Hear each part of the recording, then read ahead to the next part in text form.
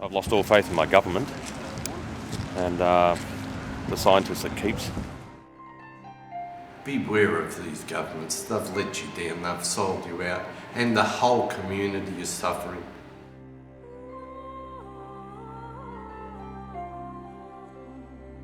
But they're all criminals, actually. They're not ready to give it up now because they'll be exposed as having been wrong all these years. It's genocide.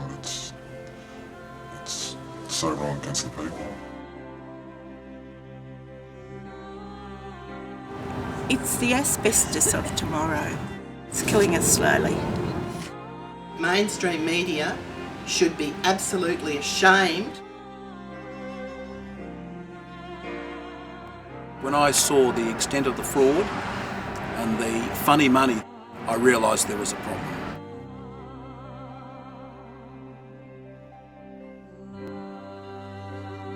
These lies are just peddled and peddled and peddled. We must stop this, and the truth must be given to the population of Australia once and for all.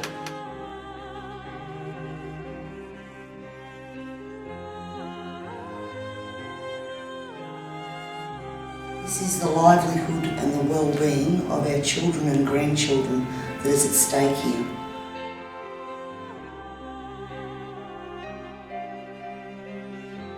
Sometimes I even question, is life worth living? And I've thought about it, but you know, if I do that, that just makes the bastards to give what they did to the water, just letting them get away with it. I need to stand and fight and try and gather as much strength as I can.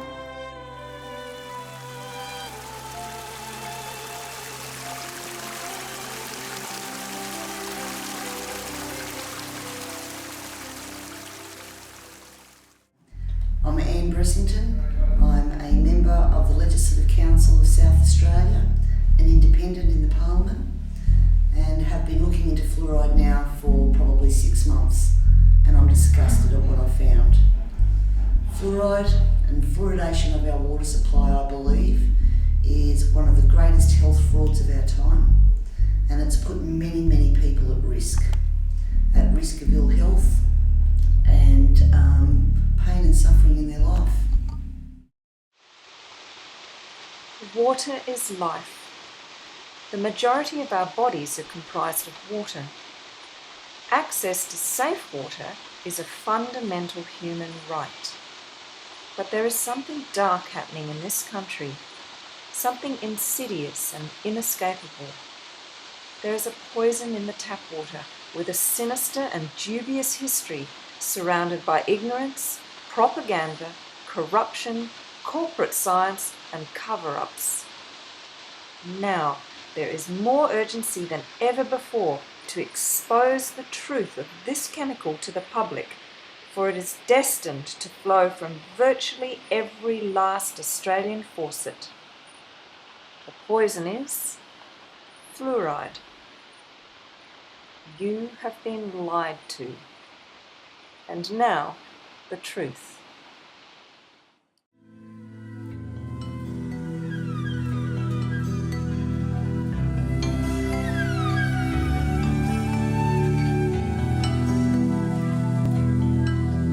Hello, my name is Jaya Sheila Drama. I'm an independent filmmaker.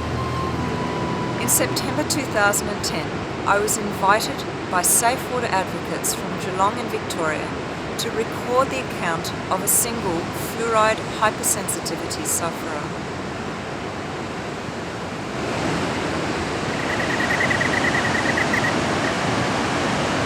However, it quickly became apparent that so many Australian voices were crying out to be heard on this issue that I decided to give this wide variety of individuals the voice they deserved. Out of the flames of growing anger across the nation came Firewater, Australia's industrial fluoridation disgrace, a raw and scathing indictment of Australia's archaic yet all-pervasive mandatory water fluoridation policies, comprised of 19 full interviews. Pro-fluoridation authorities are facing a new threat: informed citizens of the information age who are mobilising as nationwide grassroots community action networks. Firewater is a film for the Australian people, and the people are saying to all water poisoners, you will be held accountable for your actions.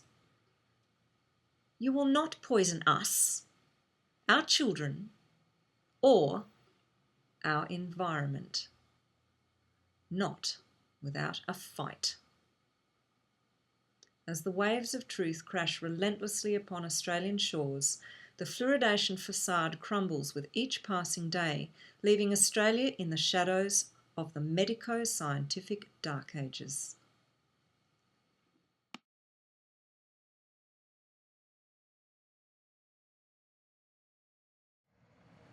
It may come as a shock to most people that the fluoridation chemicals used to fluoridate water supplies throughout Australia are actually highly toxic industrial waste products scrubbed from pollution smokestacks of big industry. If you are thinking white coats and rigorous pharmaceutical lab testing, forget it.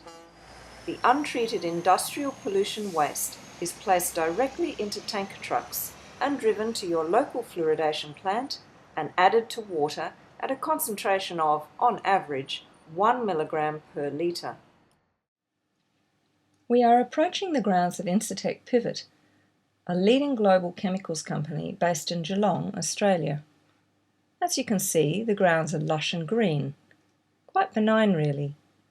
Perhaps this is due to the fact that Incitec specialises in fertiliser manufacturing, as the yellow sign to our left shows. This is the front entrance, and keep in mind for later that this is an industrial chemical plant. My driver, meanwhile, has been filling me on something that locals refer to as airshed. Until now, I've been unfamiliar with this term.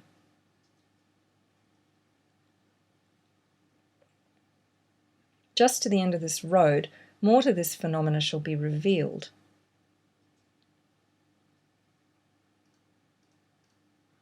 Employee offices are to our right. And as we travel up the street towards the ocean, just over the water, one can begin to see Alcoa in the distance. Alcoa is an aluminium smelting factory, a process of which fluoride is a major byproduct. The airshed atmospheric discharge from Alcoa's operation is of major concern to many Geelong residents. People are breathing in fluoride fumes and also having toxic pollution particles wash into their rainwater tanks. So back to Pivot. We're now at the rear of the factory, and as you can see, things are not so pretty anymore. It's a dirty area, just as one would expect from an industrial chemical manufacturer. It's hard to make out through the grime, but you can just see Pivot's fertiliser symbol on the centre tank. Pivot, of course, is Australia's leading supplier of fluorosilicic acid. This is a highly corrosive and toxic Schedule 7 poison, which is used to fluoridate drinking water across Australia. You will note the safety data sheet from Incitec Pivot says, quote, an acid and an S7 poison. It is corrosive and toxic, unquote. Charming stuff. But just around the corner from those dirty buildings are decidedly newer facilities. Because the land is your life. Once again, we are reminded that this is a fertiliser industrial plant catering to the farming community, not to formula-fed babies, nor any other consumer of public drinking water. As we travel along, over there, those oversized golf balls, they house a variety of chemicals. It is generally shocking to most people when they first discover that fluoridation chemicals added to their drinking water are untreated toxic industrial waste products, which have never been proven safe for long-term human ingestion. Fluorosilicic acid is recovered from the smokestack scrubbers during the production of phosphate fertiliser and sold around Australia primarily by Incitec Pivot.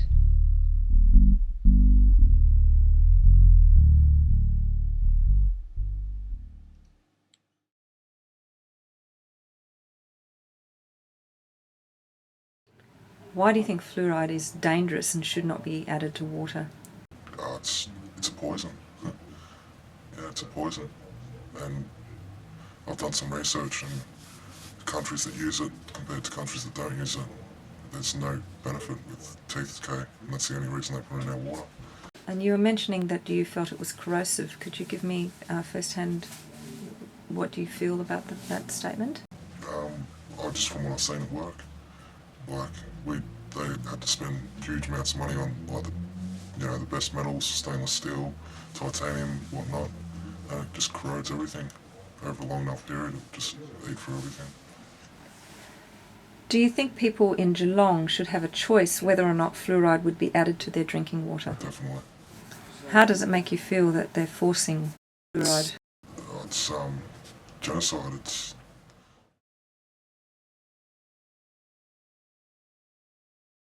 so wrong against the people. Like, water is something we need every day. We shouldn't have to be poisoned by drinking it. The fluoride chemicals in Australia are either sodium fluoride or two silica fluoride chemicals.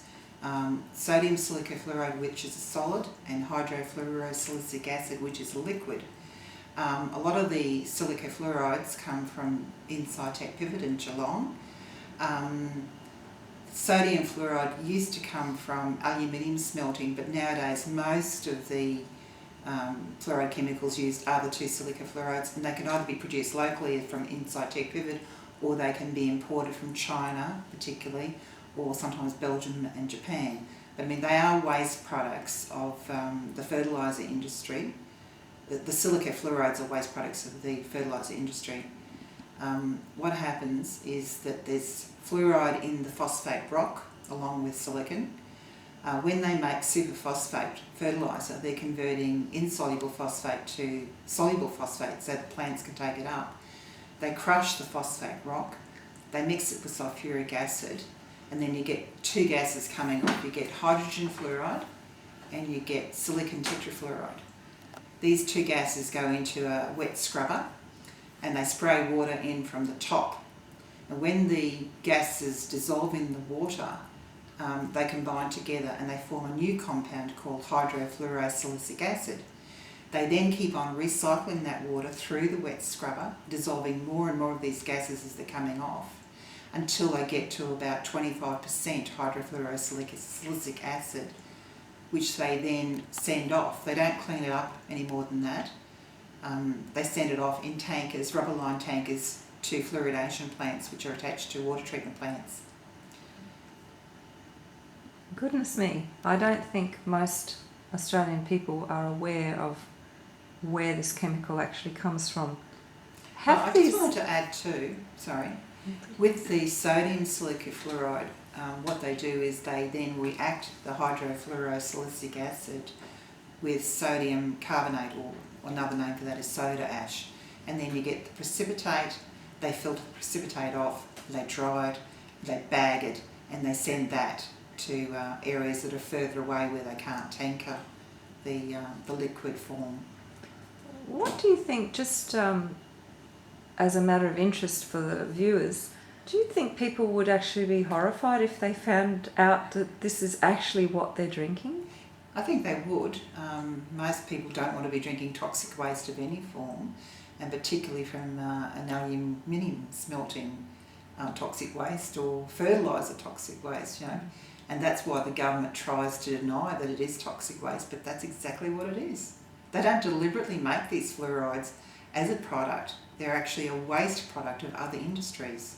So have these industrial chemicals ever been properly tested for safety? Never, no. Anywhere in the in the early world? days, they did toxicity studies on sodium fluoride, but that was pharmaceutical grade sodium fluoride. They have never ever tested the silica fluoride chemicals, particularly the industrial grade that they use, because they don't clean them up. They are allowed to have small amounts of heavy metals in these chemicals. The silica fluorides, that's fluorosilicic acid and the sodium salt of it, they're nowadays sourced from the phosphate fertiliser industry, down here in Geelong from Incitec Pivot Fertilisers. They're a waste product from manufacturing the fertiliser. After the rock's crushed and boiled up in sulfuric acid, the waste fumes that would normally go out the chimney stack would carry a huge amount of fluoride. But they capture it in the wet scrubbing system, the pollution scrubbing system, and those tanks of captured pollution effluent are then what's sold to water authorities for putting into water supplies as fluoridation. So it's really a raw, unpurified pollution extract from industry, which is really unfortunate because they're contaminated as well. I mean, they're 90% fluoride, but they also contain mercury, arsenic, lead and other very, very toxic heavy metal contaminants. But the other part of your question was about testing for safety. No, those silicofluorides have had, to the best of my knowledge, no safety testing at all. And by that I mean the kind of safety testing that's required for medical drugs. They've never gone through that process. In the US, they've never been approved by the FDA for human administration. And in Australia, the TGA, the Therapeutic Goods Administration, has never undertaken any testing at all. So government relies on vague claims like, well, we don't see people dropping dead in the street when we fluoridate a town, so therefore it must be safe.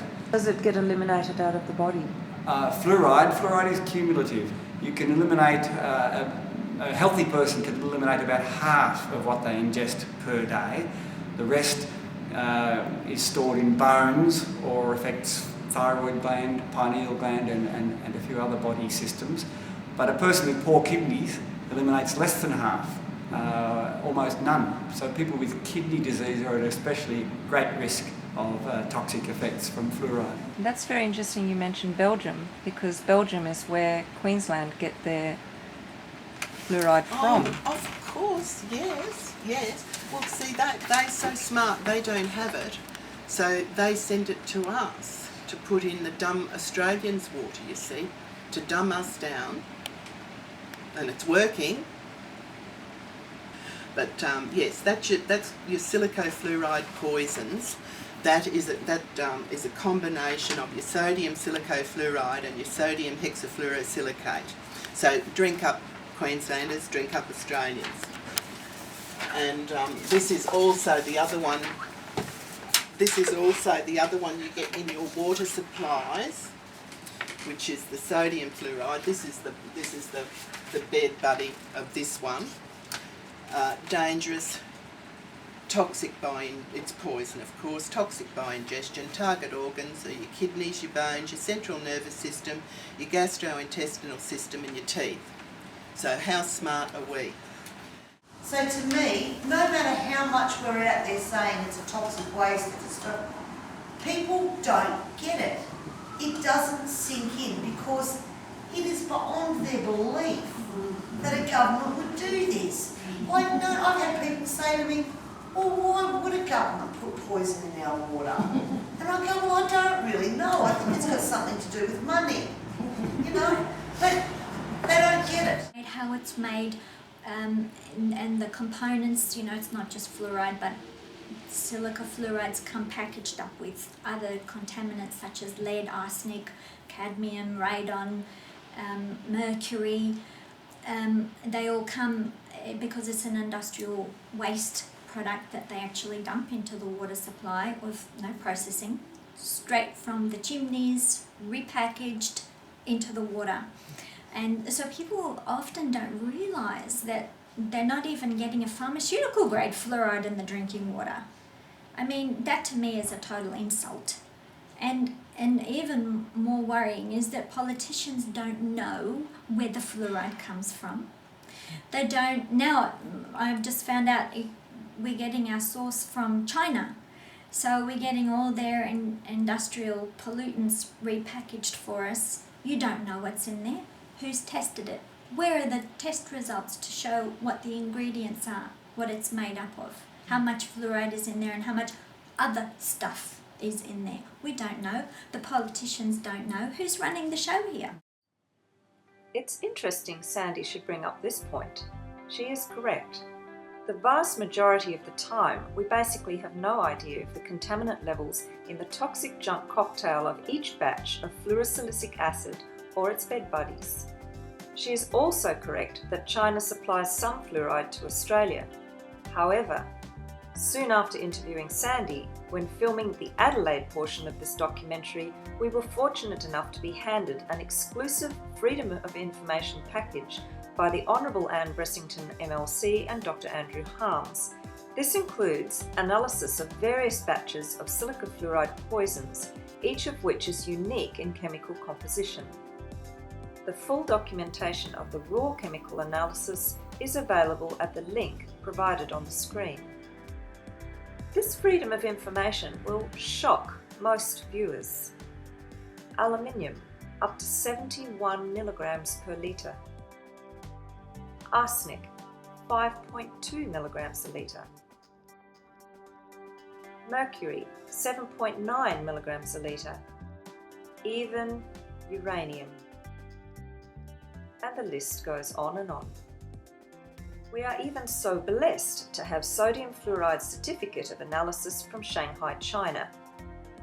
But before we all rush to our kitchen taps for a drink, back to Sandy. I think that water authorities are always looking to make a bigger profit and to look to buy it in cheaper, and the Chinese sources are much cheaper, and they're following the American lead, and this is sourcing their fluoride, sodium silica fluoride from China has become a big trend in America, which Australian water authorities are now starting to follow one by one. So in the past, we had probably most of our fluoride products coming from local chemical companies, but that's shifting now. So I've travelled around and we're now in Port Macquarie in New South Wales, a beautiful coastal town.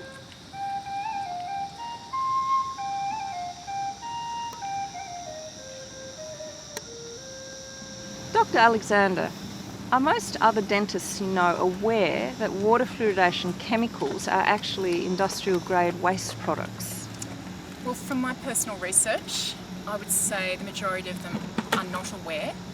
A lot of them do know, and they do know what it is, but they still believe somehow that the government is right in doing what it's doing, and they believe that they're doing citizens a favour by supporting water fluoridation. However, when I graduated from university, we weren't given any information about where it came from. We all assumed it was calcium fluoride. We would have thought they wouldn't have put anything else other than pharmaceutical grade fluoride into the water.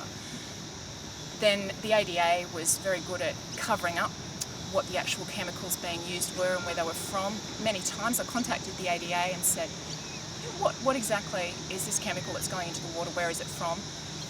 You know, at that stage I already knew, and I had a pretty good idea of what it was, but I got replies like, thank you for your comments, Dr. Alexander. Don't bother contacting us again, basically. So now, probably in the last, I don't know, 5 to 8 years, the ADA has actually put on their website the fact that it is hydrofluorosilicic acid is the main chemical being used in Australia to fluoridate the water supply. So there is absolutely no excuse for any dentist out there to say they don't know what it is. Do you think they'd be shocked if they knew that this was the case? Yeah, well, I've confronted quite a few dentists and said, do you know, do you realise? And they have acted shocked, but not shocked enough to go away and do anything about it or do much research. Do you know where the fluoridation chemicals come from?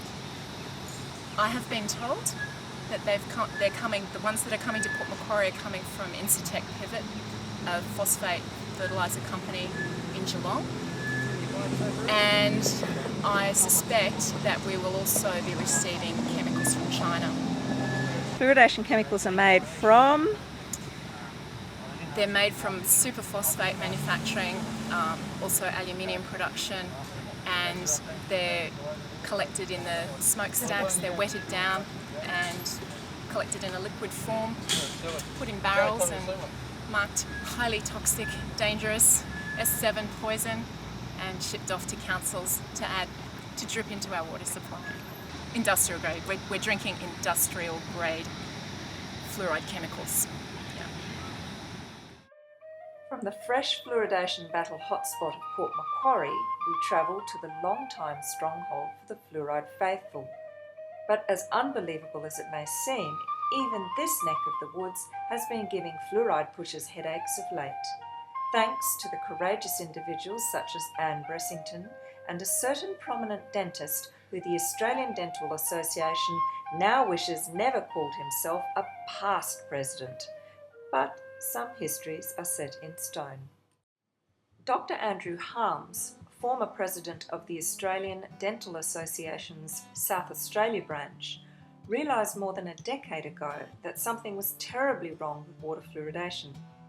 Since then, he has appeared on programs such as Today Tonight to voice his concerns, travelled with Dr. Paul Connaught around Australia, and given numerous guest speaker presentations on the issue. Dr. Harms was one of only 2 Australians to attend the 28th International Society for Fluoride Research Conference in 2008 in Toronto, Canada. The other was Firewater's production manager, Anna Mikhalik.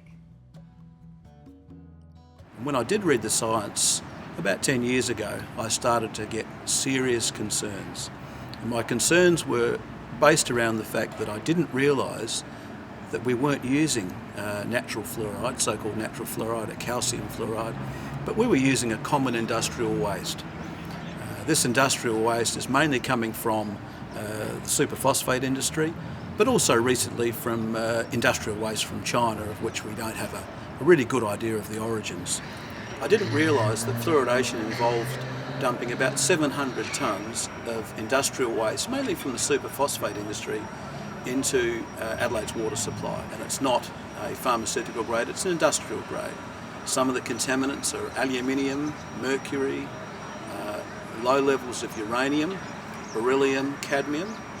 And this has quite shocked me because there are no long-term studies looking at the effect of dosing millions of people with hundreds of tonnes of chemicals every year. Perhaps you might just give us a little bit of information about the book that you're holding. Yes, look, there's a fantastic new book co-authored by Professor Paul Connaught, The Case Against Fluoride. And this book is just fantastic. And I'm going to trawl through it several times, but I commend everybody to get a copy of this and have a thorough read. The other book that's very good is The Fluoride Deception by Chris Bryson. And that was the book that showed the skullduggery of the American government, the United States government, and Alcoa and other industrial groups in pushing fluoridation to the community in the 40s and 50s.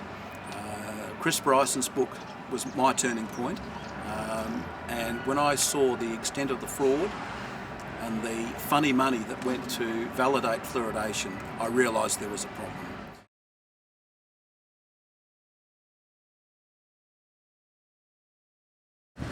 This is Insitective at Geelong, where they make the fluoroacetic acid. They're putting in my local water supplies in Geelong. They claim that this is all good for our children, and I do not want this stuff being drunk by my children, especially my disabled child with compromised kidneys. This is Jessica, Scott's daughter. Her father refused to pay for silica fluoride poisoned water supplied by his local water supplier Barwon Water under government orders. Jessica is a cancer survivor. Following chemotherapy and her illness, Jessica's kidneys are severely compromised. Her overall disposition is such that she is highly sensitive to all dietary and environmental toxins. Scott is now being threatened with actions by authorities attempting to force him to pay for poisoned water that could harm his daughter. Water that contains a medication to which he did not give his consent. Water containing a medication to which he did not consent to on behalf of his children. Water containing a medication never properly tested for safety for long-term human administration. An industrial-grade Schedule 7 poison laced with toxic heavy metal contaminants, scrubbed from the pollution smokestacks of industry. my story started, especially been interested in this 4 years ago when my daughter was diagnosed with a tumour. Before that I wasn't active in anything. I spent 1 year while she went through hell getting chemo and radiotherapy. Out of that she lost her eyesight, some of her mobility, some of her IQ, and her kidneys and other bodily organs have been left damaged. She's a happy girl, but we still have to look after her 24/7. Since they've put fluoride in our water, I've had to look that up, ever wary of any sort of toxins in my daughter's diet.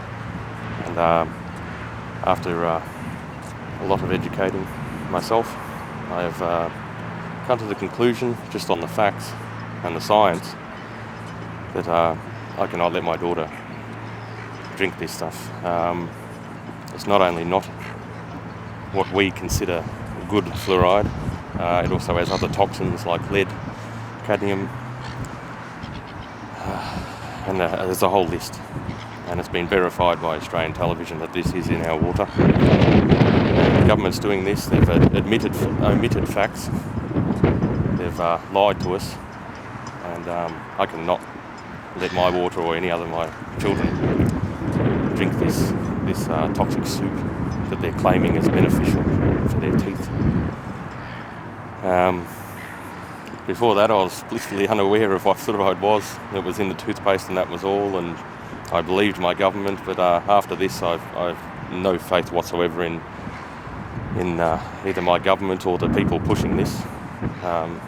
In my point of view, they should have their licences, their medical licences taken off them. They've lied to us. They sit there with cheesy grins. I believe truly that they know they're lying to us. And after viewing the facts of fluoride, or the fluoroacetic acid, I have to seriously come to the conclusion that this has been put in for totally other reasons, mainly so that our industry can get rid of their toxic waste cheaply, because they can't dump it anywhere. It costs them millions, as I've found out through my own research. And I think there's some backroom deals going on, and they're just filling our water with this crap, and filling our children with this crap. Here we have a state which says you must do this, you must drink this, you must eat this, we know it's good for you, and yet no one checks, no one takes responsibility. So what's happening there? You have to take the responsibility yourself for something someone else is doing to you. That's a crime. How does You that have make no you choice. feel? How does that make you feel as a parent? Oh, terrible, because I want to protect my children. I want to give them every opportunity to be healthy and happy and functional in the community. And, you know, I love them dearly. It makes me feel really helpless. Well, first, it's the duty of any government to have clean air, clean water, and basics for health. And I feel that if you're going to medicate a population, the first thing you should not do is add anything to the water supply. The water supply should be clean. We put, as far as I can see, we put a little bit of fluoride in the water, and that is considered a medication. The dentists often talk about having fluoride much the same way as you'd have a bleach or chlorine in the water. And this, of course, is just a nonsense. What happens is that you put the fluoride in the water to treat people, whereas you put the chlorine in the water to treat the water. Those are two amazingly different concepts. And what you find in the dental health section is they try to muddy the water using those two analogies. I'm really passionate about the fact that babies under 6 months should have absolutely no fluoride. This is a time when the young brain is growing. It's a time when the blood-brain barrier is not yet solid. It's a time when these babies are at a huge inclination for an insult. And this is why when over recent times even the Lancet paper have suggested that fluoridated water should be actually considered as a toxic element. And I think there's a good reason for that. 1 in 6 kids these days have a problem with brain function, have a problem with behaviour. Whether it's ADHD, whether it's autism or whatever it is, young brains are very, very apt to have a problem with any sort of a chemical, with any sort of an enzyme inhibitor. And fluoride is an enzyme inhibitor, and this is why I'm passionately against putting fluoride in the water. With mothers, they have been misled because they have been told that it's quite safe to add fluoridated water to infant formula, and this is completely wrong. The amount of fluoride in fluoridated water, there is a tiny amount of fluoride in breast milk. It's like 0.004 parts per million. It's a minute amount. The amount of fluoride in fluoridated water is 250 times the amount of that would be in breast milk. So nature's actually trying to keep babies away from fluoride. But mothers haven't been told this. The American Dental Association in 2006 started warning that if babies were going to be fed with infant formula reconstituted with tap water, it would be wise to use non-fluoridated tap water. Mothers, the Australian public, have been deliberately misled by fluoridation promoters in Australia. The first thing is that the mother's breasts appear to reduce the fluoride levels and she provides milk with approximately 0.013 milligrams per litre of fluoride in it. If you then think about the replacement of that with a formula and you use a 1 milligram per litre fluoridated water from the tap and allow for a little bit of evaporation during the heating of that water in the formula, you're dosing the baby at 100 times the natural level. Now, that bothers me because there seemed to be no problem with the level that was in the female breasts before fluoridation, and in fact the New Zealand and Australian authorities accepted that the level in the female breast were at 0.013 milligrams per litre was suitable and the proper level.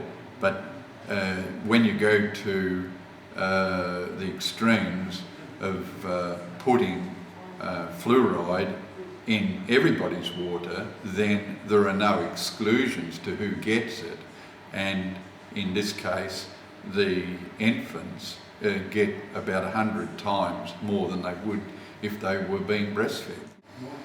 The body certainly didn't evolve to be exposed to those levels, so it would be my opinion that it was the wrong thing to do. Dr. John Colquhoun, a New Zealand dental researcher, states, quote, "Common sense should tell us that if a poison circulating in a child's body can damage the tooth-forming cells, then other harm is also likely," unquote. Australian authorities dismiss dental fluorosis as just a cosmetic effect. Do you believe that this is an irresponsible position to take whilst Australian children are being toxically overexposed to fluoride? Totally irresponsible. Totally irresponsible. Why should they have more fluoride? They've already had toxic doses. Who says they need it?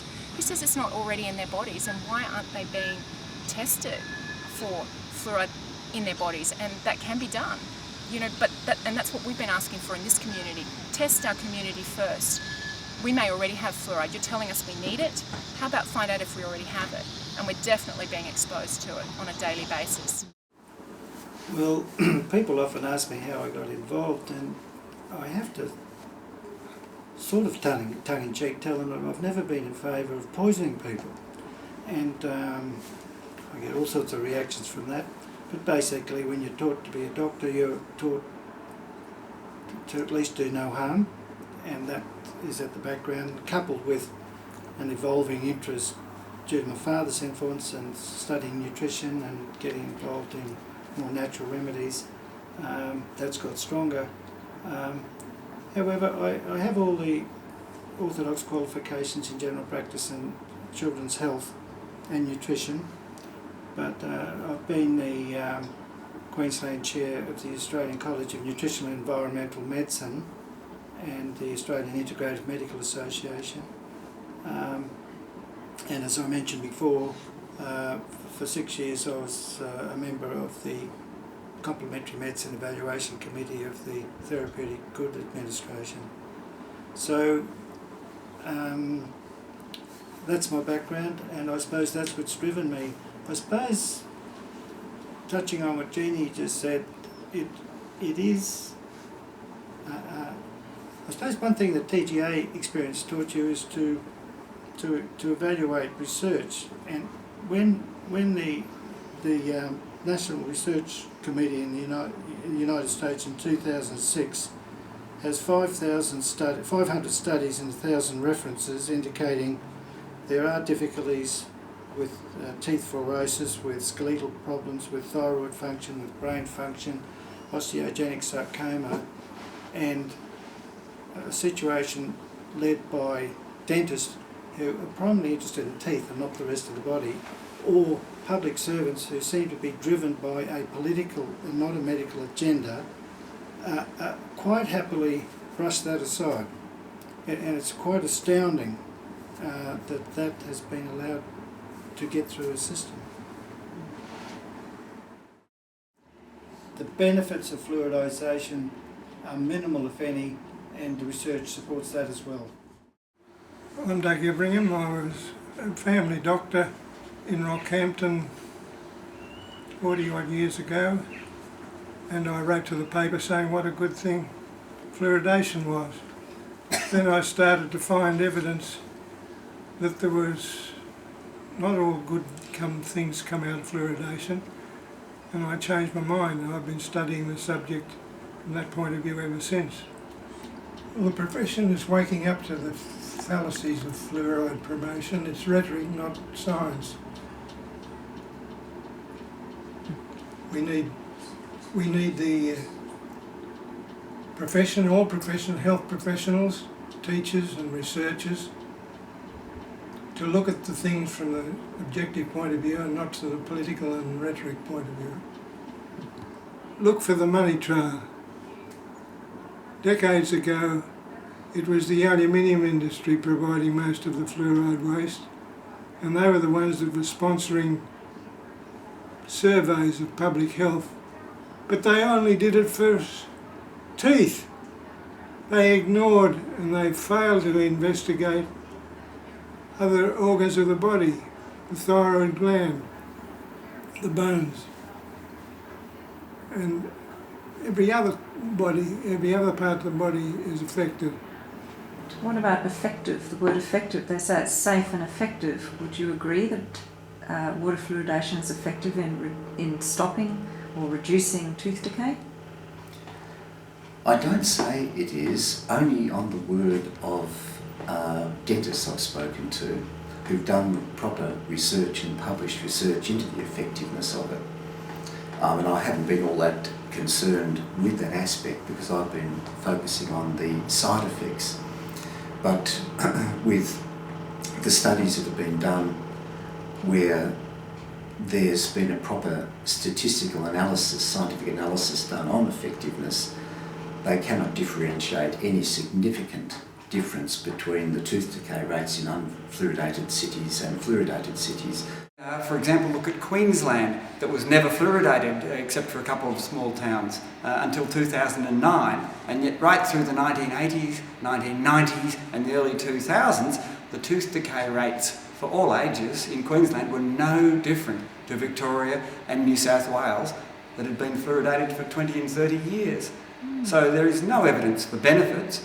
And then look at Europe, Switzerland, Sweden, Belgium, Netherlands, Germany, France, all the countries across Europe that do not fluoridate their water generally have lower tooth decay rates than these fluoridated states in Victoria. Dr. John Cahoon, the Chief dental health officer in New Zealand, he could find no difference at all in the tooth decay rates between the fluoridated and unfluoridated cities. Dr. Philip Sutton and Sir Arthur Amy's in Australia published an article pointing out the mistakes in all the studies that had assumed there was a benefit from fluoride, and various other researchers have done enormous studies where they cannot find any significant difference. So it appears to be more claims made about the benefits.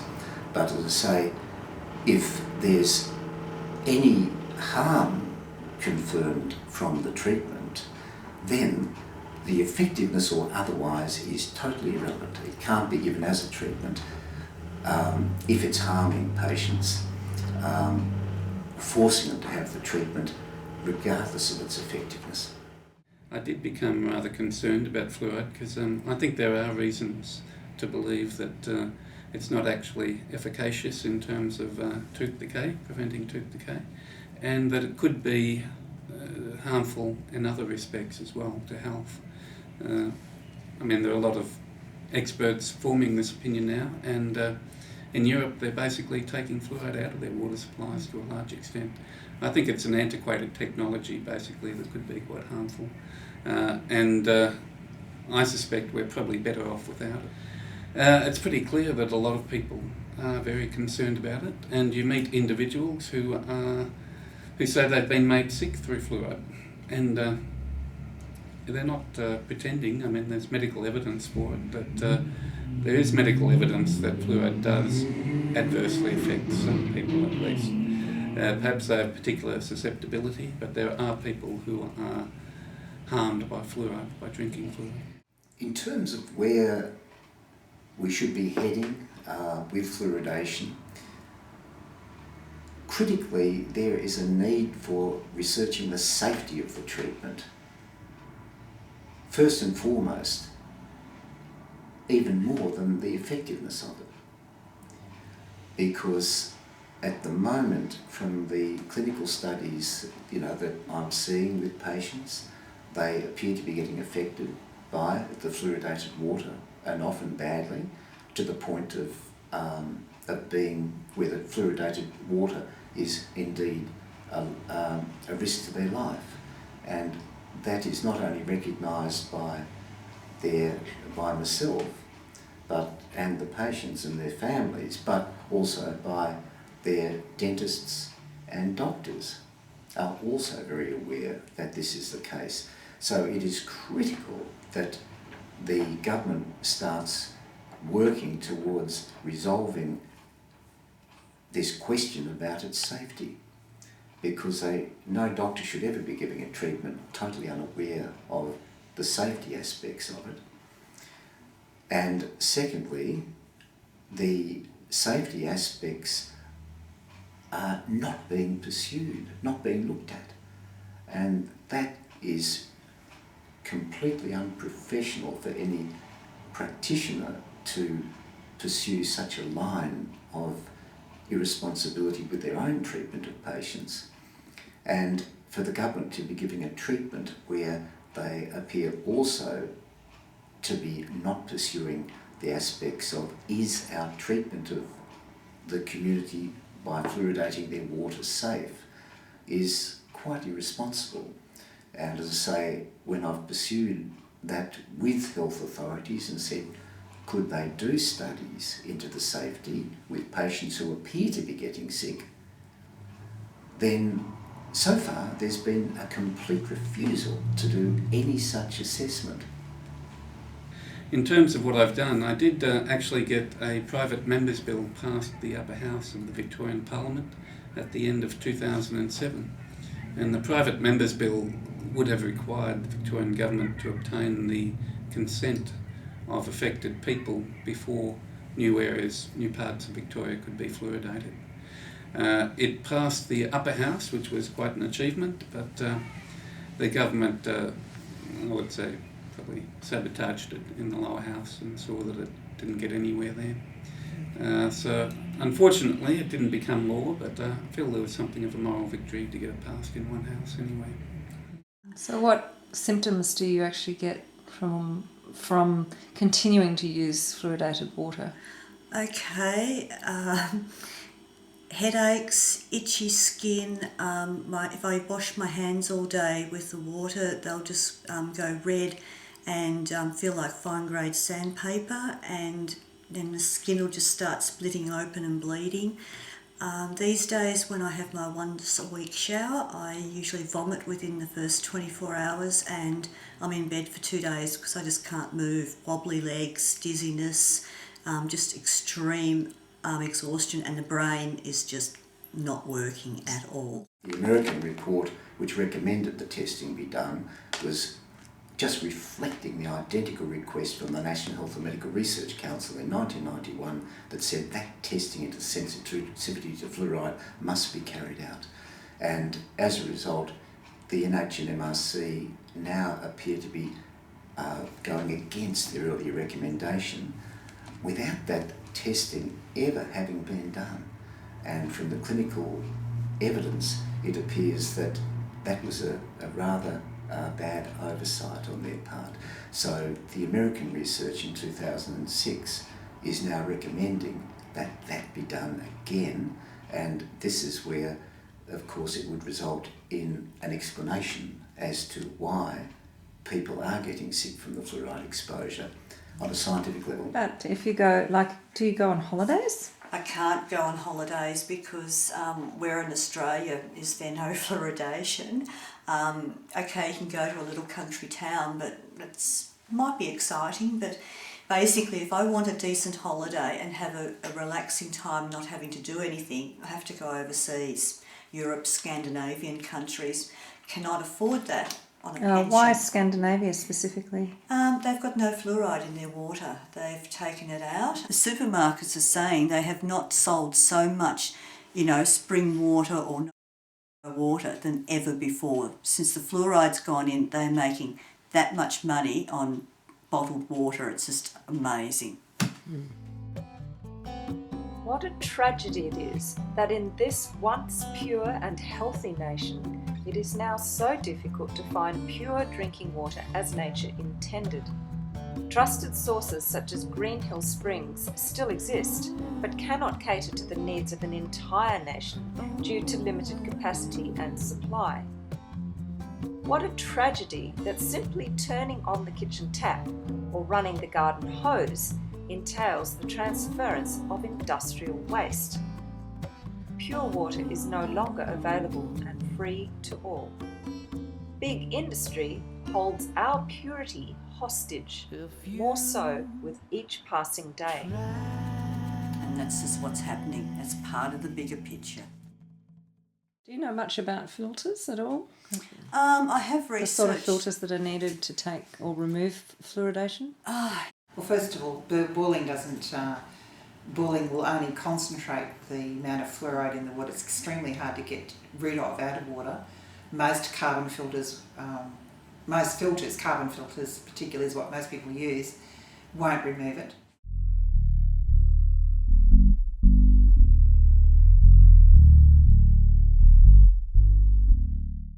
You're going to be looking at full-on 4-5 stage filters, and to really do a good job of it you need a commercial filtration system like a reverse osmosis, but that'll take it out, the full big commercial ones, but like who's got 10 to 20 grand plus to buy one, plus environmentally it's a disaster. Because 50% of the water is wasted, and that has got all the heavy metals and the fluoride, all the chemicals that are part of the fluoride mixture, they get taken out and it goes back into the ground. So you're polluting your own property with chemicals that are toxic. I can't afford a filtration system, and as far as I'm concerned, the government should be buying me one. But will they? No, because fluoride doesn't make you sick according to them. Yeah, and like you say, so many people can't either afford it or don't have the space for a tank. Many people couldn't afford to buy the amount of bottled water you would need for all of your cooking and even showering. Some people get quite harmed by showering in fluoridated water. Sensitive people get prickly rashes and absorb that water. Bathing in it, you absorb a lot of fluoride from bathing in a warm fluoride bath. No, it's ridiculous to think that people who need to escape fluoride can go and organise their own water supply. We all pay our water rates for a proper clean water supply, and in fluoridated towns we're not getting it. So even if you avoid fluoridated tap water, how do you avoid products that may have been processed with fluoridated water? You can't avoid it. That's the simple fact, you can't avoid it. Like I've had people say, oh well, if you don't want to drink it, get a tank. It's not that simple. You can reduce a little bit your consumption by drinking, either tank water or cask water.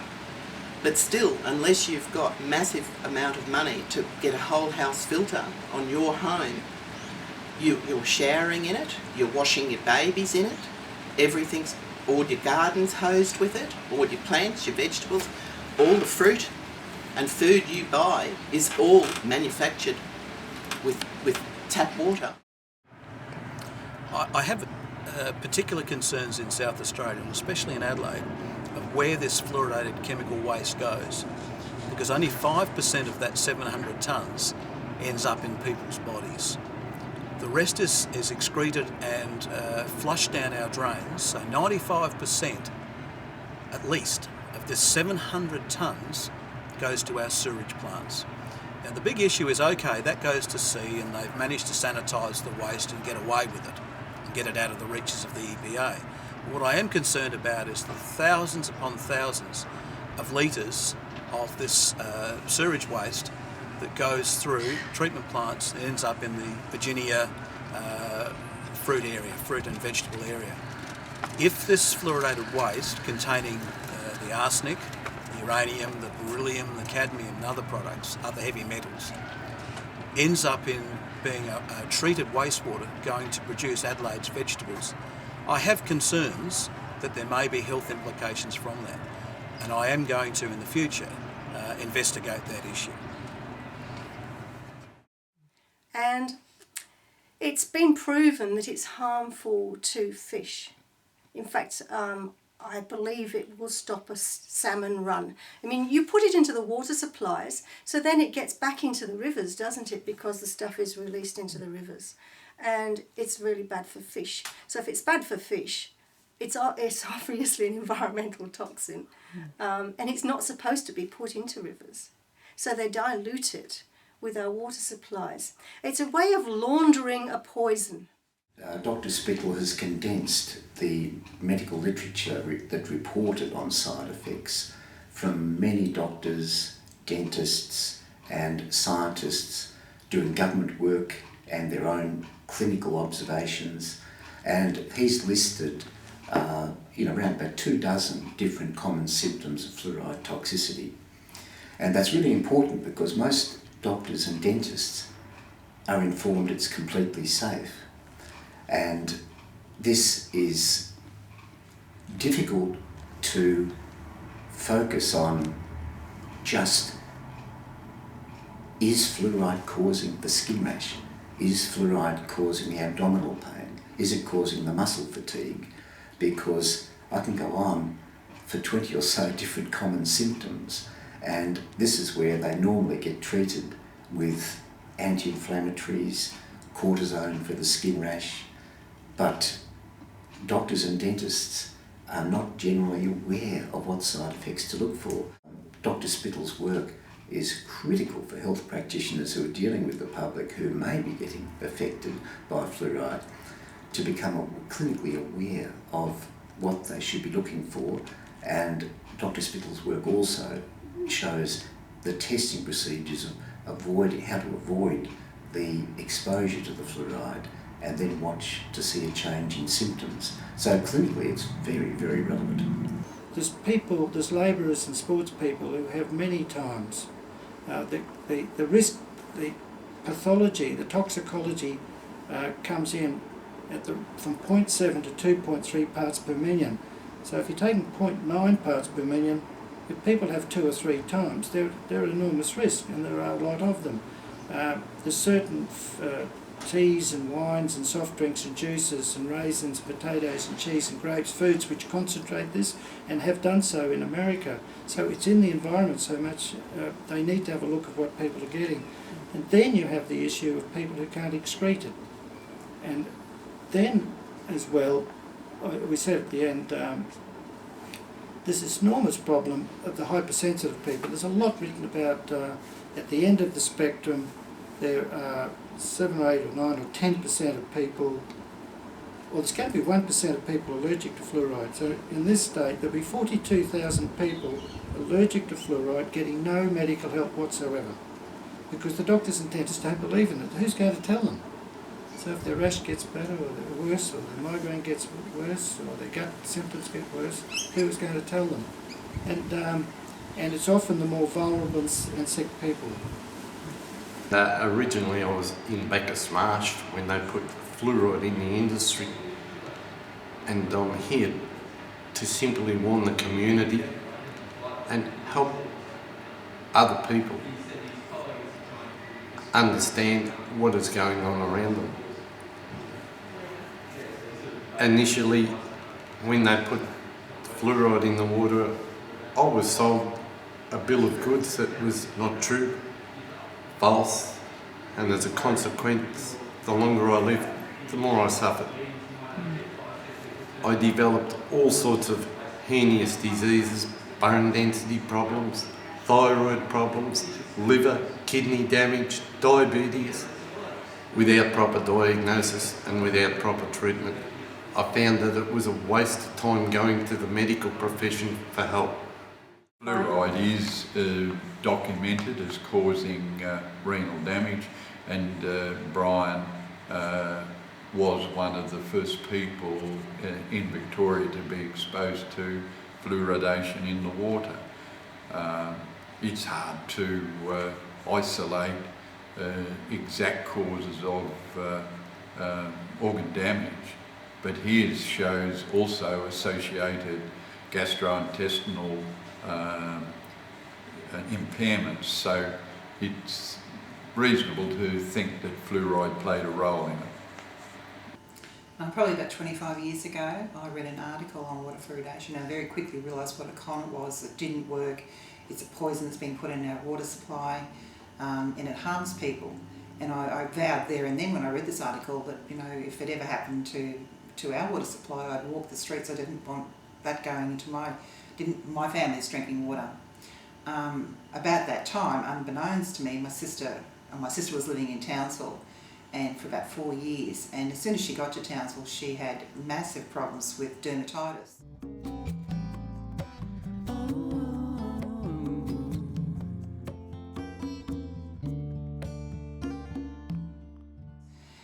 She was going to uni. She would come back here every university holidays, and her dermatitis would clear up. She'd go back there, break out again, and it was really painful and distressing to her.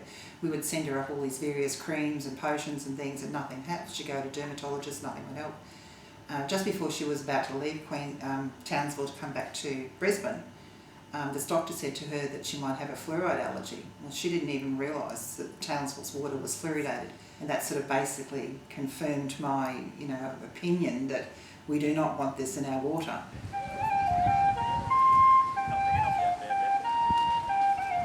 So perhaps you could expand a little bit on the financial risks that fluoride has actually caused you to take. Well, for starters, I've had to get in large amounts of drinking water. There's actually 9 in my house all up, in a very small house. You don't actually realise how much water you actually use just in everyday living. At one stage, I was actually trying to wash the clothes and bathe the children in proper drinking water. But, it's just too expensive. I'm on a carer's pension. We struggle. We just hold the fort money-wise, and this is a massive burden financially on me.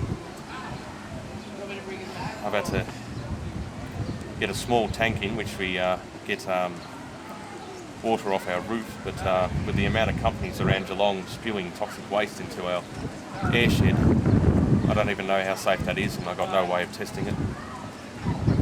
So we've had to go back to washing our clothes and bathing our children in a carcinogenic soup that our government tells us is good for us, that formerly used to have to be dumped at toxic waste sites.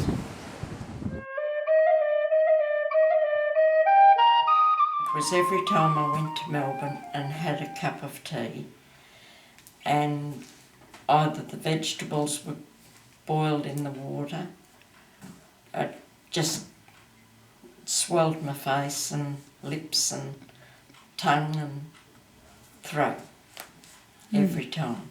You don't go out? No. We don't go. No, we go. I can, but Olive can't. So it restricts me for where I can go because I like to do things with my wife. So if we buy anything at all, it's usually say fish and chips. You know, it doesn't not involve water, but anything involves being cooked in fluoride water is a no-no. So that's a very restrictive lifestyle because of the fluoride poisoning. I'm very excited to see that there are people who refuse to pay their water bills now when their water becomes fluoridated. Now that's an extreme step, but I think it's a very valid and reasonable way of taking non-violent but very strong action to show that you won't tolerate being poisoned by water authorities and by governments. But apparently these people are now criminals because they're not paying their water bills. Haven't they got a right to refuse water that they don't want to drink or bathe in? Yes, they should have that right, and we should not have to pay for water that we're trying as hard as we can not to use, and having to spend a lot of our own money to organise our filtration systems and alternative supplies of water. And those people voted up in Mildura, and one of the things they voted for was to exercise a sanction, and that sanction was that they not pay rates in protest, not only water rates but land rates as well. So they've created for themselves a legal entitlement to not pay the rates. Now that's quite unique, and of course that's radical. However, this is a radical problem requiring quite, as it were, an appropriate response. Now, when somebody forcefully medicates, it's a violation of a human right, a fundamental human right of consent. That violation cannot go unanswered. It's not for the government to decide for us what's right and wrong for us when it comes to our own bodies. It must be we, the people, that have an informed consent. Medicating the water with fluoride does violate every individual's freedom of choice, and yet for some reason governments take it on themselves to think they have the right to run a health program that overrides everybody's normal medical free choice and right to informed consent. So it's a kind of medical tyranny. So where do you see this heading for your family, the situation that you're in with your family? Well, it looks like if the government's going to take legal action against me, especially in a commercial court where my story won't be heard, it's just, do I owe the money? Pay up. If you don't pay up, we'll take your house. I'm going to have to fold on my non-payment, which was just trying to get the government to listen to me. I thought maybe someone would listen if I didn't pay the bill, but I'm just going to get railroaded there, and I know that. And I'm scared shitless of losing my house. It's the only thing I've got. It's the roof over my children's head. And you feel that all of this has been caused because you simply refuse, that you've been railroaded into having to pay for water that has a chemical that actually your daughter particularly is severely allergic to, and all of this has been caused because of that. Well, the way my daughter is with a compromised system after the year-long chemo, I mean, her kidneys, her thyroids, they wouldn't be able to handle it. It'd wipe her out. I can't allow her to have one drop, and because I know it's so deadly, even for my other children, I can't allow them to have it. I've done the research. It accumulates in your bones. We also know that we only excrete between 20 and 50% of the fluoride that we ingest. It is bioaccumulative. That means that the remainder of the fluoride in our system collects in our bones, in our muscles and in our soft tissue. And we now know there is information out there to show that our Aboriginal people are highly sensitive to fluoride because of their small kidneys. Are we going to stop with this genocide of our Aboriginal people and making the rest of the community ill? Are we going to take a stand and say stop now, or are we going to wait until this is too late, until it's gone too far? And it will take us decades to recover from the damage that's been done. I don't really have a social life. Most of my, I haven't got any, I've only got 2 friends, and they've stuck by me, especially one of them. He's just been absolutely amazing. And I've got my mother, who I do care for, so that's sort of like social contact, and I've got a special needs young adult son, and so that's virtually my social life, helping them and doing things for them. No more Saturday lunches with friends, because I just can't go to a pub or a restaurant and eat the meals there. I just get very sick, and my friends just don't understand it, because it's just like a peanut allergy. Not everybody is, allergic to the fluoride or has any problems with it, and so my friends, they're okay, and they just cannot understand how I'm so sick. It's just very hard for them to wrap their heads around it, so they've just walked away, and I just hole up here. I'm a prisoner in my own home. I'm safe here, without the exposure. It's very unethical. It goes against all the principles of informed consent for staff, and medical informed consent. How dare they?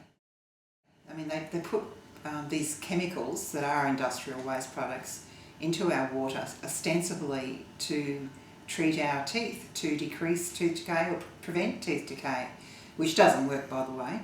But I mean, if you're a patient and you go to a doctor, the doctor will assess your need for medication. They will follow you up. They will have a dose for you, whether you're a child or an adult or an elderly person. If you have specific medical conditions that may not be suitable, they won't put you on that drug, they'll put you on a different drug. This is never considered with fluoridation. We have the right to choose our medication, and this goes against that completely.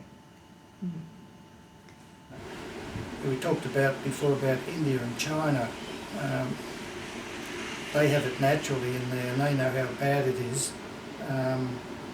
It belongs to the toxic chemical thing with aluminium and mercury and fluoride. They're down that end as toxic chemicals, and for many years before water fluoridation became popular, it was a rat sack, wasn't it? It was there to kill things. It's poisonous.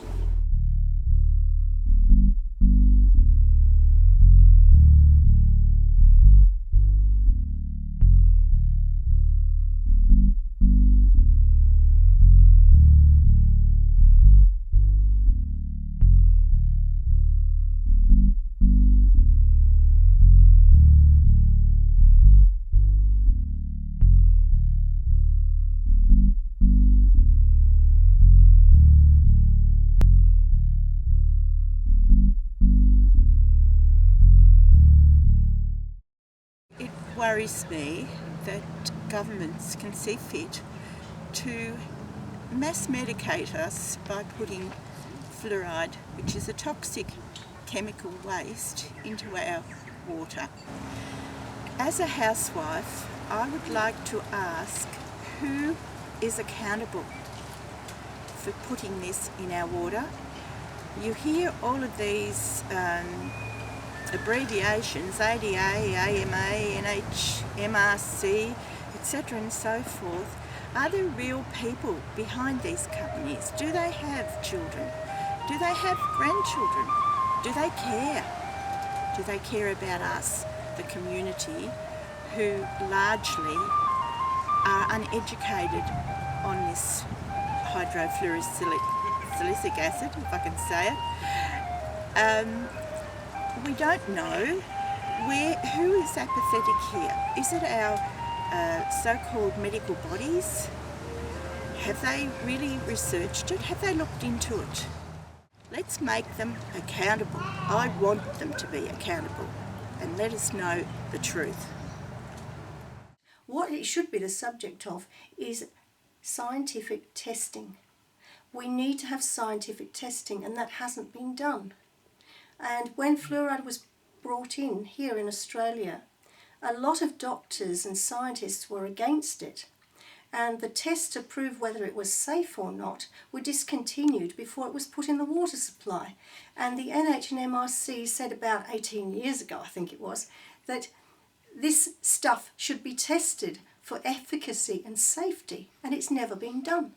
This has been in the hands of dentists. Dentists don't have the knowledge about the human body.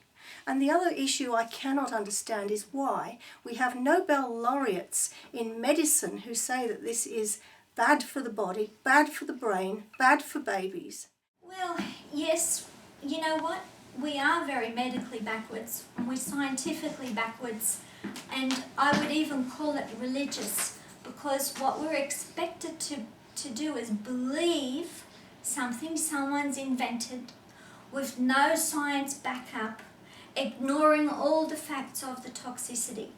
And if you're supposed to believe something and ignore all the data and all the facts, then that to me is a religion. I don't want to base my life on a religious belief. I want the real science. I want the facts. I want this country, I want the Australian government to commission an independent study, not funded by Colgate or any of the chemical companies or the companies making a profit from the fluoride, the phosphate, the chemicals. None of those companies should be involved. I cannot understand it. I really can't. It's a very unscientific attitude that's being displayed by the health department, and it seems as if they care more about the fact that it might be revealed that they've made a mistake, and maybe they might get sued by people who've been injured by fluoride, and they're, in a way, it's comparable to the cover-up that went on about asbestos and cigarettes. It should be an independent commission, a study which is completely detached and autonomous to really look into the science, how much we are consuming, how much is in the food and the water and the pharmaceuticals, so we actually know how much we're getting. Otherwise, it's all based on assumption, and the risks of getting too much fluoride are so huge that it cannot be ignored. In 2007, Australia's National Health and Medical Research Council released a report titled A Systematic Review of the Safety and Efficacy of Fluoridation. Fluoridation promoters and enforcers around the fluoridating world, but particularly in Australia, have popped champagne corks ever since. On the surface, such reports from authoritative research bodies appear to present a solid case for fluoridation to the general public. Prominent fluoridation promoters such as Premier Anna Bligh in Queensland, her possible successor John Langbrook, and Dr. John Carney, Victoria's Chief Health Officer, have cited this report time and time again to justify forcing fluoride on populations across the nation. Meanwhile, the gaping research gaps highlighted in previous international reviews, such as the 2000 University of York Review, are ignored and spun by Australian promoters to suit their own ends. Furthermore, truly in-depth reports such as the 2006 United States National Research Council report, Fluoride in Drinking Water, which do indeed set alarm bells ringing for the health dangers of fluoridation, are conveniently ignored, even by the Australian NHMRC review.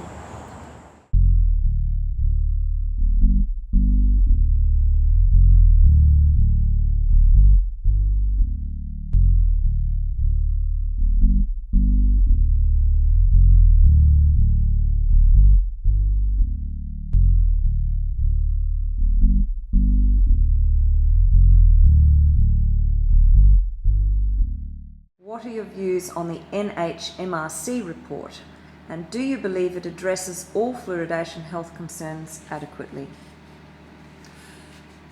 No, it doesn't. It was a report whipped up by 2 report writers in Sydney, a small company, who were contracted by the NHMRC. They made a number of very big errors, and one of them was to leave out any studies on fluoride's effect on kidneys or the effect of fluoride on kidney patients. Now, they were supposed to include a section on that. I've seen minutes of meetings where kidney fluoride studies were to be included, but in the final report they were mysteriously eliminated.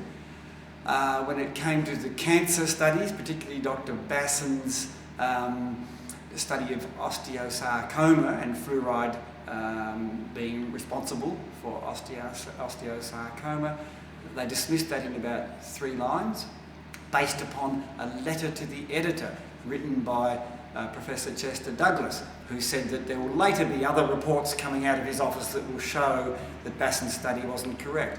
Well, it's now 5 or 6 years after that time, and Dr. Chester Douglas is retired and he never produced these reports. So the NHMRC relied on a very flimsy letter to the editor in order to make their claim that there's no link between fluoride and cancer. So to this day, Basson's studies showing that young boys have a much higher incidence of osteosarcoma if they're exposed to fluoridated water. That is the best science that's ever been done on the subject. Yet the NHMRC dismissed it for no good reason. Unbelievable. When we see these rising cancer rates and they refuse to look at perhaps a cause as being water fluoridation as a toxic chemical like a neurotoxin, and yet they dismiss. Oh, it is unbelievable, because you would expect a body like Australia's NHMRC to have the highest standards of scientific integrity.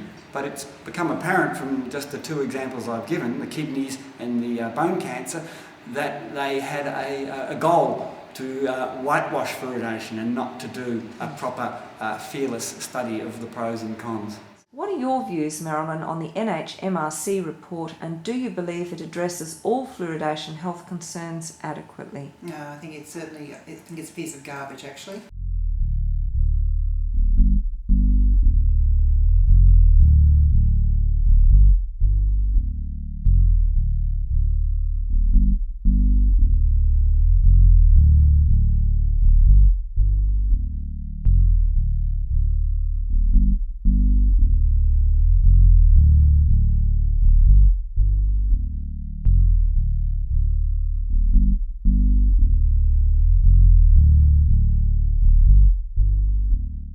I personally told the head of the NHMRC, Warwick Anderson, when he was in Brisbane a couple of years ago, there was a really crappy report. Because it was basically based on the York University report of 2000, which was fine. They didn't do any more work on it. They only added in bits on salt fluoridation and milk fluoridation, which is not about water fluoridation. They never once looked at the effect of the cumulative effect of fluoride on people with kidney impairment, and yet through freedom of information we know that that was part of the tender, that they were required to look at the effect of fluoride on people with kidney impairment. They didn't do it. There was not a word in the final report. They also only just barely touched on thyroid effects, and that they said that fluoridation did not cause thyroid cancer. They never once touched on the effects that fluoride can decrease thyroid activity, and they have known this for 100 years. There's hundreds and hundreds of scientific publications linking fluoride to decreasing thyroid activity. Not a word in the NHMRC report. It whitewashes many fluoridation concerns, and it didn't even address all of the issues that were put to it by the government. It cherry picks the information. It doesn't do any of its own studies. In fact, NHMRC is a government organisation that actually employs other contractors to do that work. So what words of warning would you say to, first of all, the viewers, and then secondly, perhaps the authorities? Do a proper review. Actually look at people. do the health and safety studies that have never been done. Do it properly, do it decently. Without proper scientific rigour, such reports are not worth the paper they are written on. This was a privately contracted review, and I think it had a preordained result. Even the name of the report, the safety and efficacy of fluoridation, they never found it was safe, and it's certainly not effective. So if the so-called science of fluoridation is so weak, and the best reviews that promoters refer to are so flawed, how do they get away with it? How do people feel about this? What are the ethical implications? Some promoters have been more prominent than others. Dr. John Carney in Victoria and Premier Anna Bligh in Queensland have come under particular scrutiny in recent years by professionals and the public alike as they spearhead Australia's two most aggressive forced fluoridation policies in their respective states. And I ask a lot of people, do you know what fluoride is? And they'll go, no, but the dentists say it's good for your teeth. So we're talking mass ignorance of the population, but we're talking absolute deviousness by the puppet masters of fluoridation, getting the governments to do whatever they want. The Health Fluoridation Act offers protection from rights of action for water supply authorities. If fluoridation is completely safe, why would such a preemptive legislative measure be necessary? Well, of course, it's outrageous, really, isn't it? You can't sue the government for fluoridating your water, even if it's shown to be harmful. I think that's obviously wrong in principle, isn't it? I think the time's coming when that legislation will be challenged in court cases. Personally, I don't think that'll stand up. I think a good barrister could have a field day with a piece of legislation that tries to prevent poisoners from being responsible for their poisoning.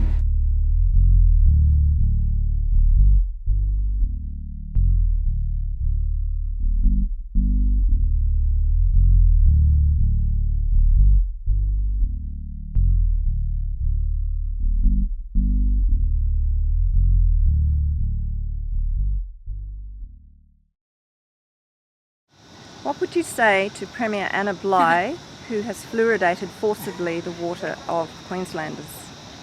She's declared war on Queenslanders. She truly has. It's the wrong thing to do, and she will pay for that. And if John Paul Langbroek gets elected, same thing will happen to him. He will be disposed of. People are very angry and very annoyed at the fact that they have to drink fluoridated water. Only 5% of Queensland was fluoridated for so long. Funnily enough, it was Townsville, and I know people who practice in Townsville. They have tooth decay in Townsville. Funnily enough, they have a lot of tooth decay. So no, Queensland was the smart state for quite a while. Now it's the join the club, dumbed down state. Crazy. Not good for tourism either, by the way. Now, not even a single doctor can force a single patient to take a medication. They have to get the consent of the patient. So for example, for Dr. Carney in Victoria, the Chief Health Officer, to claim that he has the right to force millions of people in Victoria to swallow fluoride medication every day via their kitchen tap, that's way, way outside of his what his ethical powers should be. It's simply wrong. David, do you agree that mandatory water fluoridation merits reasonable limitation of individual rights? Oh, no, Dr. Carney's getting that completely wrong. The man's really a disgrace in the position of Chief Health Officer. Medication should not be given to people without their informed consent. It's as simple as that. They just go too far. And one of the things about John Carney is that he has led, as far as I can see, a whole campaign which really denigrates the whole area of public health. In public health, you should tell the whole story, and he has only told half the story. I would dispute anything John Carney has to say on the benefits of water fluoridation. I think most people with any sort of a scientific background would dispute them. Anything that John Carney has said in the past has been open to dispute. My feelings to Dr. Carney is that this man needs one-on-one experience with those who are affected by fluoride, and because his lack of experience with these sufferers, I can't see how it gives him any authority to speak on the principle of the matter.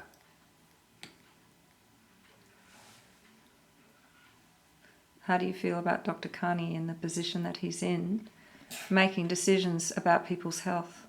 So, blanket. Disgusting. You feel disgusted? Mm.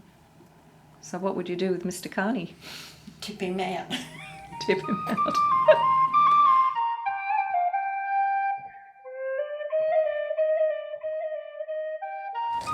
So, are you a criminal because you're not paying your water rates? I feel they are trying to make me into a criminal. I don't feel like a criminal. I feel like someone's father standing up for their damn children.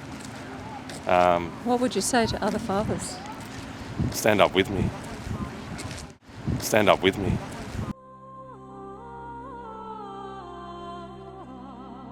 Yeah, like, I just don't like, sometimes I even question, is life worth living? And I've thought about it, but, you know, if I do that, that just makes the bastards who put this water, to did what they did to the water, just letting them get away with it. I need to stand and fight and try and gather as much strength as I can to make things go away and to make things the way they used to be. And I just hope that somewhere, somehow, somebody sees the light and the fluoride's taken out of our water, out of all of Australia's water, like the rest of the world, and then we can be healthy again. And they wonder why so many people are getting sick. Maybe they should look at fluoride as the reason. Officials all around Australia who've hung their hat on fluoridation for 20 years or more, they're not ready to give it up now because they'll be exposed as having been wrong all these years, and once they're exposed as having been wrong, they're also liable then for all the health damage that it has caused people. Beware of these governments. They've let you down, they've sold you out, and the whole community is suffering. Being over the age of 21, I can enter into my own contracts and look after myself the way I want to. And even if I like a banana, I like bananas, nobody can make me eat a banana if I don't want to. It's a similar thing. This is a chemical rape. And this is what it is. It's a chemical rape. And the insanity of fluoride is easily seen in the logistics. I mean, if somebody wants fluoride tablets, then so be it. Go down to the chemist.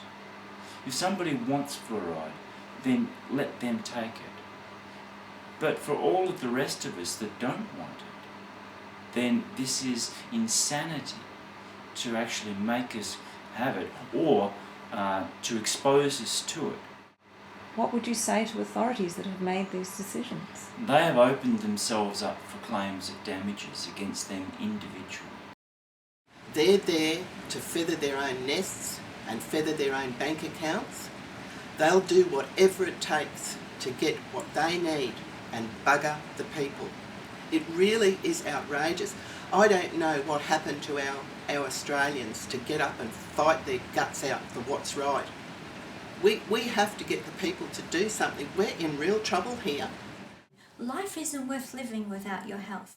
It's about life, and fluoride takes our life away, our lifeblood, and that of future generations. We're passing this poison on to our future generations. And you know, how in the old days Australia used to be one of the leaders in doing the right thing. It's very sad. And I think people need to wake up. Things are not going in a good direction.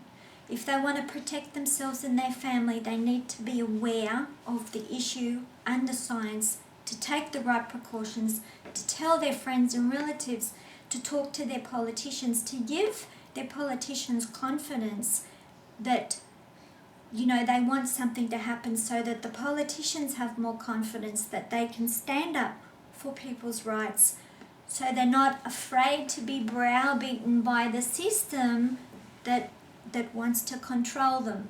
So what advice would you give to people drinking fluoridated water? Just that I wouldn't drink it. So I tell them not to be persuaded by the fact that your party or your country or your government or your language group favours fluoridation. Start looking at what benefits humanity, not what benefits your group, your professional association. Look at the real researchers, the people who are actually doing the research and finding the things that need unravelling and sorting out. I think generally speaking, most people will vote against compulsory fluoridation. There are good reasons to vote against it if you've got the chance, and I think politicians should support that view, and they should tell members of their party and argue for that position within their own parties. Why on earth would Australia go against the best scientific knowledge and most of Europe? Why on earth would we want to stick out as the ones that are in the dark ages? Especially if we're not prepared to do testing. Well, that's where it gets to the question of just what on earth is going on. In the United States, there are health warnings put out not to reconstitute baby formula with fluoridated water because of the damage that it can be done to a child under 12 months of age. This is the livelihood and the well-being of our children and grandchildren that is at stake here. I ask all of you out there that have concerns to write to your federal and state members demanding that water fluoridation stop now. What would you say to these authorities that are ignoring the recommendations of the World Health Organisation's Well, I feel that reports? they're all criminals, actually. So what would you as a scientist say to politicians and maybe other doctors and scientists who haven't got the spine to stand up with you and fight this? Well, it's extremely unscientific for a start, what they have done. And I wonder what the real agenda is, because we know that water fluoridation does cause harm to vulnerable members of the community. We do know that it's not effective. And we have a right to expect our governments to provide us with clean, safe drinking water. And by adding fluoride, they're not doing anything to enhance the quality of our water. They are mass medicating against our will. It is against the Nuremberg Treaty to be doing this, and it breaks all medical ethics. So we have, actually, the grounds for public dissent and public disobedience. We can't survive without water. Nothing on our earth can survive without water. Our earth is already polluted to such an extent that if you're not terrified, you should be. I'm asking you to join with everyone who's fighting water fluoridation in Australia, in America, in parts of England, Ireland, and the other countries who are silly enough, not many more, to put it in. Please, please do your own research. Take note of this documentary. Believe that it's true, because nobody in this, we do this for nothing. Many of us have done it for over 2 decades, paying for our own websites to try and help you, the people, get the truth. We're not the fat pigs at the trough. We must get this truth out, and please call for a ban, demand it. Don't sit back, demand. Go to whoever you can and drive them insane and say, we want water fluoridation stopped, and we want it stopped now. We want it stopped permanently, and we want it stopped irrevocably, so that none of you guys can do your deals in the future and ever get it back. We have to stop it now. There is just too much collusion going on, and mainstream media should be absolutely ashamed that so many people have had to do this themselves and make so many other videos themselves trying to get the information to the people, the truth to the people. Because we care about our fellow human beings, we care about our environment, and we care about our entire planet. Thank you.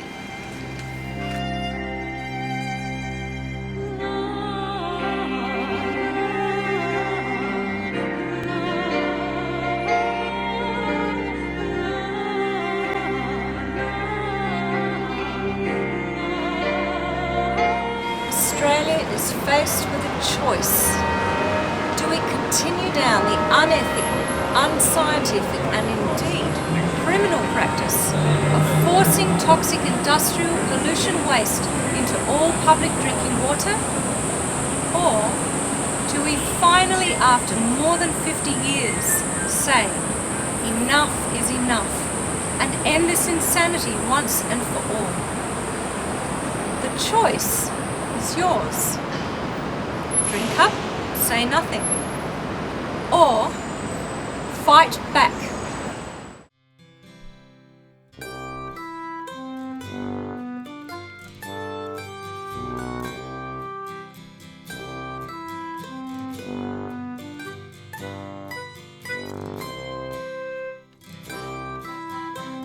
Peter, you grew up in Adelaide. Tell me what fluoride has done for you. Yes, I grew up in Adelaide as a young boy, and for 25 years I brushed my teeth twice a day with fluoridated toothpaste, and I drank thousands and thousands of litres of fluoridated water, and I'd love to say that it gave me good teeth, but I'll show you what it did. That's what fluoride has done for me, right? I've had the worst teeth, and I can just imagine the dental profession going, oops, we made a mistake. Not. That's what it's done for me. Not happy.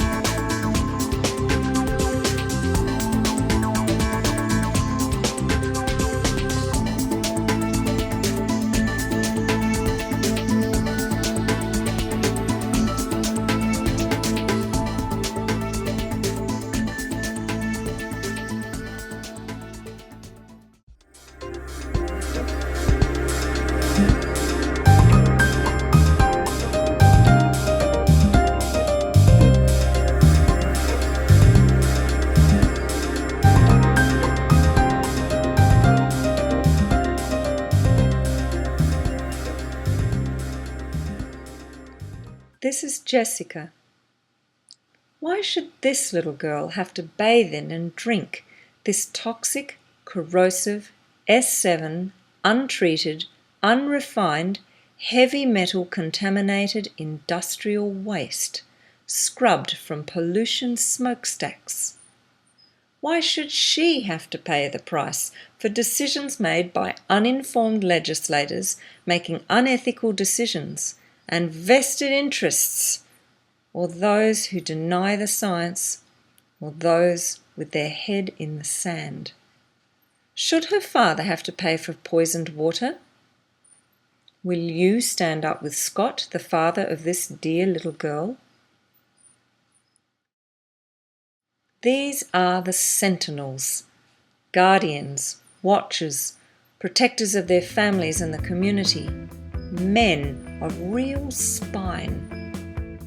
While most are sleeping peacefully, these men dedicate their nights to ensuring that when others awaken at dawn, they are informed to the truth that there is poison in the tap water, that this poison is cumulative, insidious, and those who force it into the water are nothing short of criminals. After all, who else is going to inform the community? Mainstream media? Of course not. Their complicit silence and suppression of the truth aids and abets the criminals, whilst the mantra of safe and effective is parroted unchallenged across the nation. Bless all these men and women who fight, courageous truth warriors who risk their own safety to protect yours. Will you stand up with them? And for all the other sufferers? And the brave scientists, doctors, dentists, politicians, those brave enough who investigate, research, and commit to the truth. Those who demand safe water.